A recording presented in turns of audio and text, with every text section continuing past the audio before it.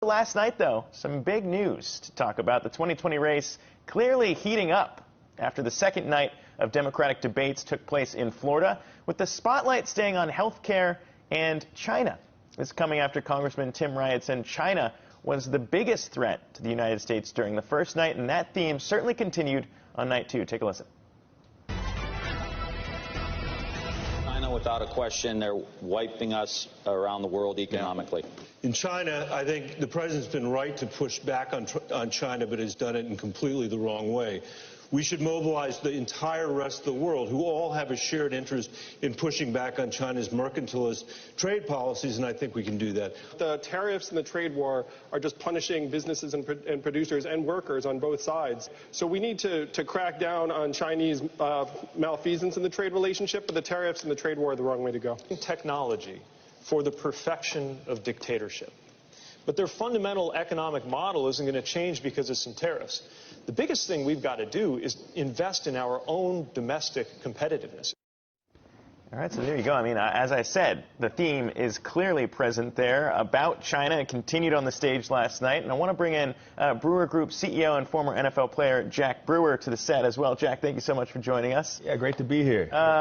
The debate stage last night, it was just funny for me watching because it was something that President Trump talked about before he was president, too, on the campaign trail, had really hammered that China was taking advantage of the U.S. And for me, it was a little strange to see that be center stage during the Democratic debates, kind of agreeing, at least to a certain extent. Of course, they disagree about the way he's using tariffs to actually right this wrong. But what do you make of the way that Democrats are also now jumping on this train of trying to fix the way that China has become a very strong geopolitical threat and economic threat as well? Well, they're realizing that this is something that they have to take the reins on. I mean, China is becoming a major threat. Just if we think about just the policies that we've imposed, the policies that they've imposed with their mercantilist system, it's something that is going to impact not only the U.S., but the rest of the world. And, you know, I think Pete Buttigieg's comments just about the Chinese government and its investments in technology, in AI, those are all very true. You know, the Chinese government has put this aggressive plan in place to become a world leader in AI by 2030, and it's something that the United States has to be able to address.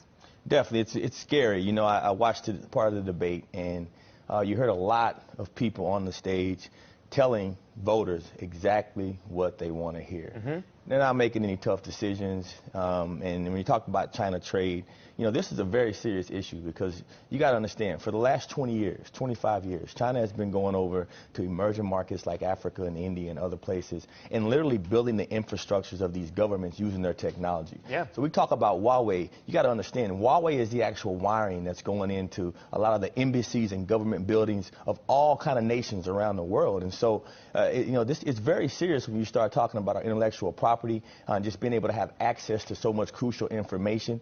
You know, China is not on our side, you know, not on the sides of most places that they go. When they go in there and build infrastructure for other countries, they bring their own people in, right, and they pay their own people, and they're really there to take. And so you got to meet them head on, and no one really gave an answer on what they would do to China. And that's what's very interesting, too, though, is because we talk about this. I mean, everything you just said sounds like something that President Trump was saying back when he was running, because that was also what he was really stumping on, is no one wants to address this, but I'm going to be the candidate that really is hard on China. And it's interesting now just to hear the Democrats come out with the same viewpoint, but of course they're kind of risking the fact that this weekend we're going to get an answer on how effective he actually is. And if a deal does come through, all of a sudden you can't really rely on, yes, we need to do something about China, we need to do it differently than the way President Trump has been handling it because it's not working. If it does end up working, that won't look very good for them. But I also want to touch on one of the other economic points that you raised here, Jack, because single-payer health insurance was also in focus last night. Watch who raised their hands when they were asked if they'd abolish private health insurance and replace it with a government-run plan. Who here would abolish their private health insurance in favor of a government-run plan? All right. All right, so not a lot of hands being raised there. Of course, Senator Warren has been kind of at the front of this, and you saw Bernie Sanders there raising his hand because he really wants to push for that Medicare for All plan when we're talking about health care. But that's clearly one of the other topics that they wanted to spend a lot of time on in this debate. Well, because I think it's one of the major points that's actually differentiating these candidates. Right now, we're starting to see a Democratic Party that is divided by sort of the centrist candidates and then more of the leftist candidates. And I think the health care issue is really serving as that dividing line between the two. I think this is a really pivotal point for Elizabeth Warren because we did have her co-sponsor that bill by Bernie Sanders, but then to actually have her codify her stance on the single-payer health care and then actually, getting rid of, some of the private insurance is a major point for her. Yeah, and a lot of people, don't necessarily want to see that come to fruition. If they're satisfied with their health care, that's kind of one of the dividing points, and they're clearly trying to navigate that in different ways. But when we do talk about health care, there was another interesting question, and that was when all of the Democrats on stage were asked about health care for immigrants. Take a listen. Raise your hand if your government plan would provide coverage for undocumented immigrants. And so there's a big, stark difference there. Jack, every hand pretty much up for undocumented immigrants. Yeah, you got one side, you're asking if you want to have a single payer, and, not many people raise their hand. But then to see every single candidate raise their hand, and undocumented, people are here illegally. Let's just say it for what it is, right? As a black man, it's hard for me to watch this. When I go into my neighborhoods and go into the places where I go help serve, and I see kids that hear gunshots every night, over the last 30 days, there's been 100 people shot in Chicago. There's been 50 people shot in Philadelphia. There's been over 30 people shot in St. Louis. And we're talking about using our government resources for people that are breaking the law.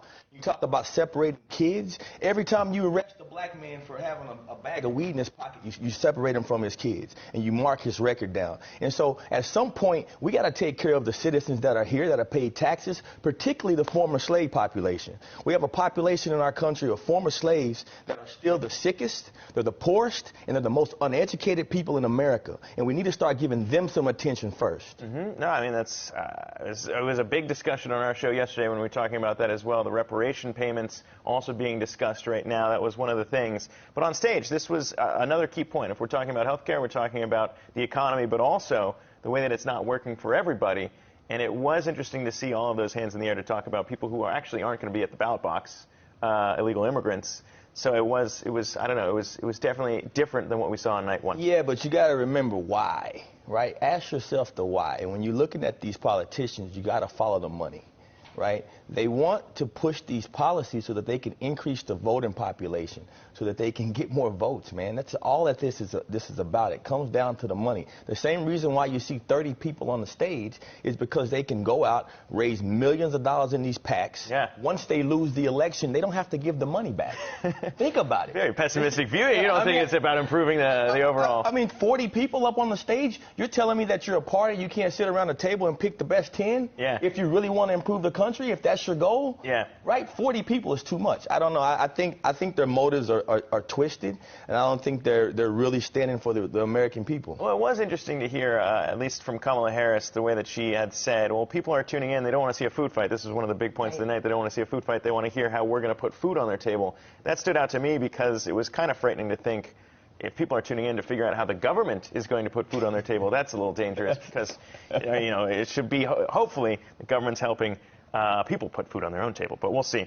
Of course, that field right now will be narrowed down as we move forward. Just the first 2 nights of debate. We'll see who will make it on the stage later on. There won't be that many, I'm sure.